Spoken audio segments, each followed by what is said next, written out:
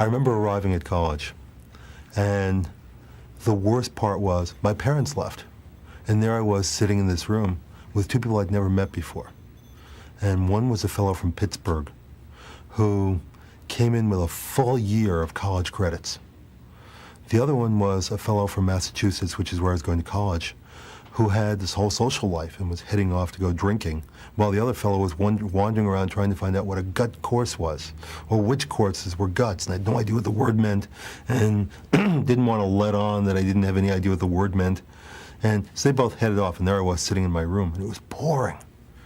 And next door, there were two guys playing a record by a group called the Mothers of Invention. And what it was Susie Cream Cheese. Or I guess it was the Fugs, and it was called Susie Cream Cheese. And what it was it's an oral account of sexual intercourse, screaming next door. And here I am, this naive kid, and I have no idea what all this noise is. There's an upperclassman next door with a whip, who's banging it on the floor as hard as he can.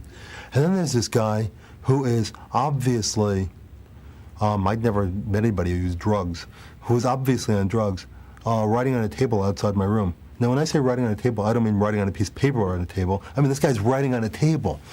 And I sat there in the rain listening to this thinking, my life has just ended. And I thought, I better write somebody a letter. And I wrote, here I am at college, and this is wonderful. I'm just loving being here, thinking, I hope I can make it through the week. And that was my initial experience in college.